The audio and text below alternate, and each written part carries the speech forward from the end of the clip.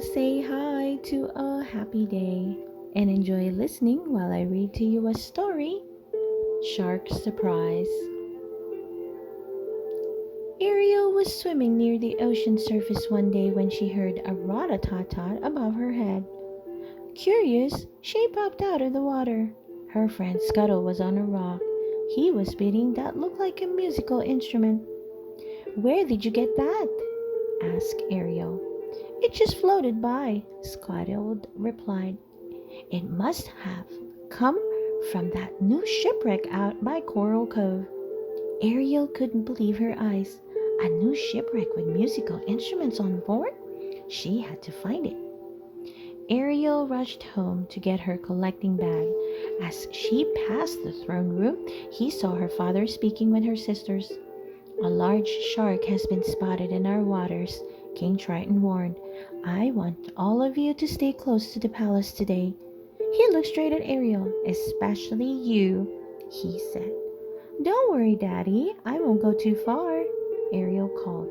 But King Triton wasn't convinced. He ordered Sebastian, the court composer, to follow Ariel and make sure she stayed out of trouble.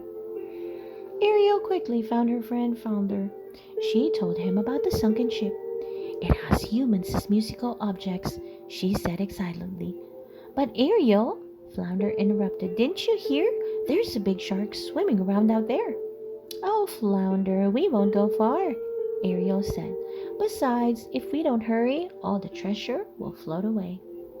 "Okay," Flounder finally agreed, "as long as we're quick." Just beyond Coral Cove, Ariel spotted the shipwreck. "There it is," she cried. She swam through a large hole in the deck. "It wasn't this incredible," she whispered. Flounder didn't answer. "Flounder!" Ariel turned around. "Where are you?" "Ariel, help, I'm stuck." Ariel hurried back to the deck and found her friend caught in a fishing net. Ariel held onto Flounder's fins and tugged he popped free. "That was close," Flounder sighed. "We should hurry back." "Not yet," Ariel insisted. "We still have to find the musical instruments." Suddenly, they heard a loud clang from inside the ship. "What was that?" Flounder asked nervously.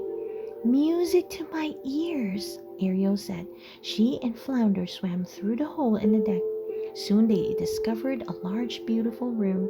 It was filled with musical instruments. "Humans must have held concerts in here," Ariel said, clapping her hands excitedly. It was even better than she'd imagined. She potted a tuba and swam to it. Flounder explored some of the other instruments. He ran his tail along the strings of harp. A funny sound came out. He started to think he was pretty good at this. "Here, Ariel," he exclaimed. "Did you hear that? Maybe Sebastian will let me be in the orchestra." But Ariel was still busy examining the tuba. "This sure is a funny-looking thing," she said.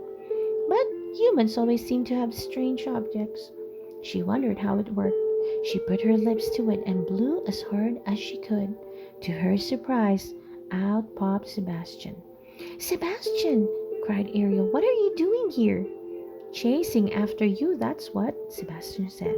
"You're coming home with me, young lady, this instant." "Ariel, Sebastian!"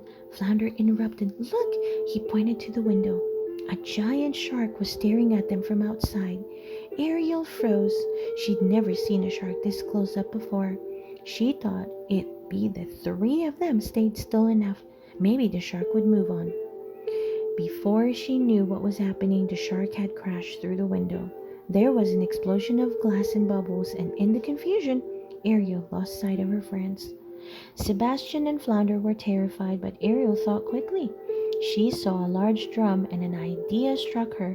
She used her tail to knock over the drum in front of the shark. The shark swam straight through it and got stuck, just as she had planned. "Come on," Ariel cried, racing out of the room with Sebastian and Flounder.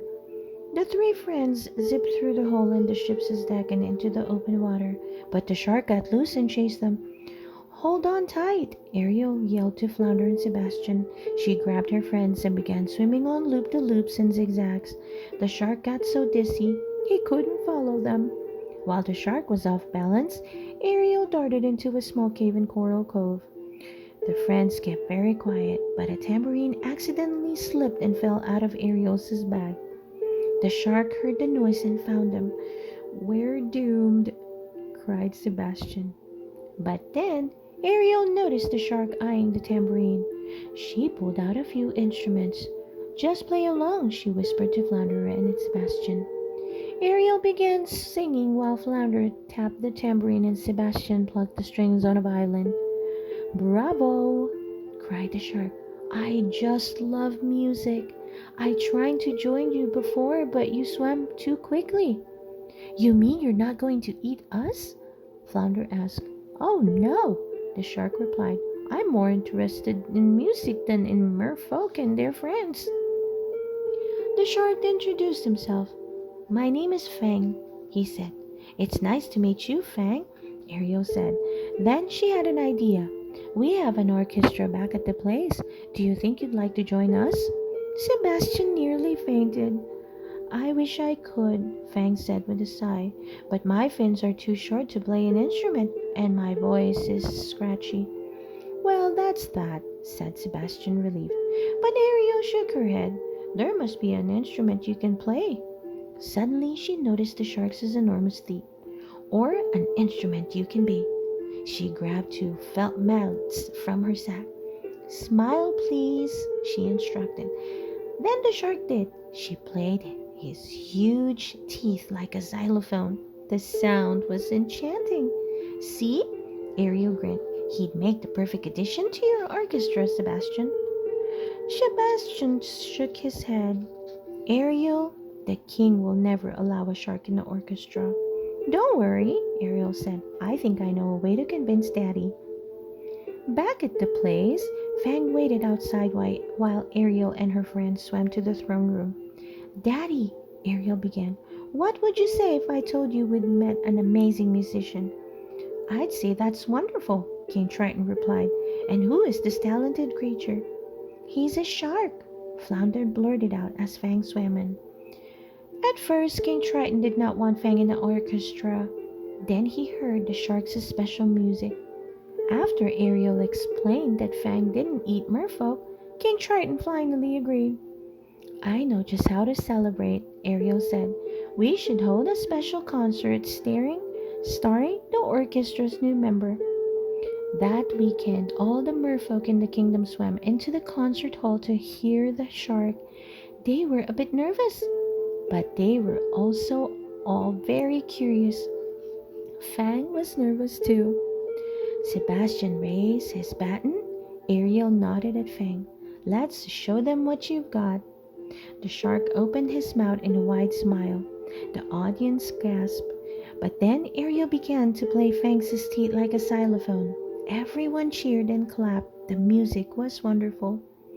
"Thank you for making my dream come true," Fang told Ariel after the concert. The princess laughed. "I went on an adventure to find humans as musical instruments," she said. "But I came back with the biggest musical surprise under the sea." The end. I hope you enjoy listening to this story, Shark Surprise. Please don't forget to hit that like button and subscribe to listen to more of our favorite big stories. See you soon.